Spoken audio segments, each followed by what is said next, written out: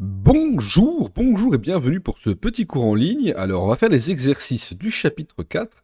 On est ici à la page 10. Alors, première situation, vous avez des glaçons. Les glaçons sont tout simplement faits de molécules d'eau et ces molécules d'eau sont à l'état solide. Alors, comme ces molécules d'eau sont à l'état solide, eh bien, ce qui va se passer, c'est que ces molécules vont être très proches et collées les unes des autres. Quand on va passer à l'état liquide, comment on va passer à l'état liquide? Bien simplement, le glaçon va se réchauffer et va passer d'un état à l'autre. À l'état liquide, les molécules vont s'écarter un petit peu, mais ça va rester des molécules d'eau. Quand les molécules ne changent pas de nature, eh bien, on a affaire à ce qu'on appelle un changement d'état. Comme les molécules ne changent pas, qu'elles restent les mêmes, on a simplement un changement d'état. Ici, chaque sphère bleue représente une molécule d'eau, et on voit ici des molécules d'eau bien collées, bien serrées, alors que là, les molécules d'eau sont un peu écartées et un peu plus désordonnées. À l'exercice suivant, qu'est-ce qu'on a? On a de l'oxyde de mercure et de l'acide thiocyanique. Les noms ne sont pas vraiment importants, en fait, ce qui compte, c'est surtout ce que l'on voit ici à l'image, et on voit que c'est une poudre orange. Alors la poudre orange, qu'est-ce que c'est? C'est des grains de solide, donc on a du solide ici principalement, et ce solide est composé de deux types de molécules différentes. Ces deux molécules vont réagir ensemble et vont donner du thiocyanate de mercure qui est une poudre noire. Donc au début, on a deux molécules, à la fin, on n'en a plus qu'une seule. Comme ici, la matière, les molécules se sont transformées, eh bien on a affaire à une réaction chimique. On avait au départ deux types de molécules, de l'oxyde de mercure et de l'acide thiocyanique, et ces molécules sont devenues, à la fin, du thiocyanate de mercure. Je cherche le nom complet là-haut. Donc on a deux molécules solides, bien collées, bien serrées, qui sont devenues un seul type de molécule, bien collées, bien serrées. Remarquez que lorsque je dessine un solide en modèle moléculaire, je ne colle jamais les molécules l'une à l'autre. Il faut toujours qu'il reste un tout petit espace, car même si les molécules sont extrêmement serrées dans un solide, il reste toujours un tout petit espace entre eux. Les molécules ne se touchent jamais vraiment. Exercice suivant, on a du fer sous forme métallique, sous forme de barre qui est ici, qui trempe avec du sulfate de cuivre qui est présent dans le liquide vert ici présent.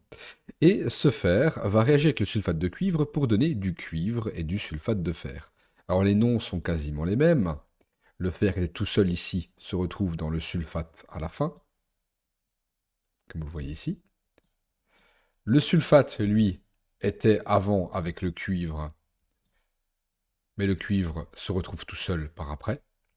Donc qu'est-ce qui s'est passé? Eh bien tout simplement, le fer a remplacé le cuivre aux côtés du sulfate.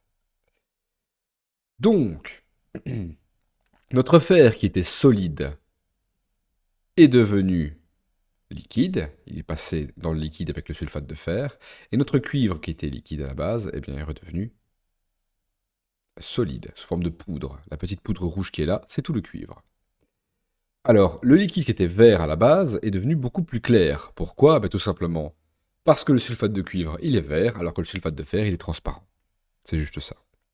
Donc ici, on a affaire à une réaction chimique, on a des molécules au départ, et ces molécules ne sont pas les mêmes à la fin. On a une molécule transformée. Quand la matière se transforme, eh bien on a affaire à une réaction chimique. Au niveau du schéma, on a ceci. On a les deux barres de fer qui sont bien collées, bien serrées, car elles sont solides. Et on a un liquide de sulfate de cuivre un peu plus désordonné et un peu plus écarté. Et ça va donner un deuxième liquide de sulfate de fer, un peu plus désordonné, un peu plus écarté. Et on a aussi des molécules de cuivre qui, elles, sont solides, donc bien collées, bien serrées, bien rangées. Même si c'est de la poudre, ça reste quand même un solide. Ensuite, dernier exercice, on verse de l'acide sulfurique liquide sur du sucre. Ce sucre est solide. Il va y avoir une réaction chimique qui va se produire, parce que regardez, les molécules de départ ne sont pas les mêmes que les molécules à la fin, donc on sait déjà que c'est une réaction chimique. Eh bien, ce sucre va donner une tour de carbone et de la vapeur d'eau, qui est sous forme de gaz, ici. Donc on a un liquide et un solide qui vont donner un solide et un gaz. On voit bien au départ les molécules de sucre bien collées, bien serrées, car elles sont solides, les molécules d'acide sulfurique bien écartées et désordonnées, qui sont ici. On a ensuite qui se forment des molécules de carbone solides, bien collées, bien serrées, et des molécules d'eau extrêmement écartées. Car, vous voyez, c'est quand même écarté et désordonné dans le liquide, mais c'est encore plus désordonné et encore plus écarté dans le gaz. Il faut bien noter ça en mettant de grandes distances entre les molécules dans un gaz. Voilà qui termine pour les exercices du chapitre 4 sur les réactions chimiques et aussi sur les changements d'état. Je vous donne rendez-vous au prochain épisode, on verra ensemble le triangle du feu. Salut!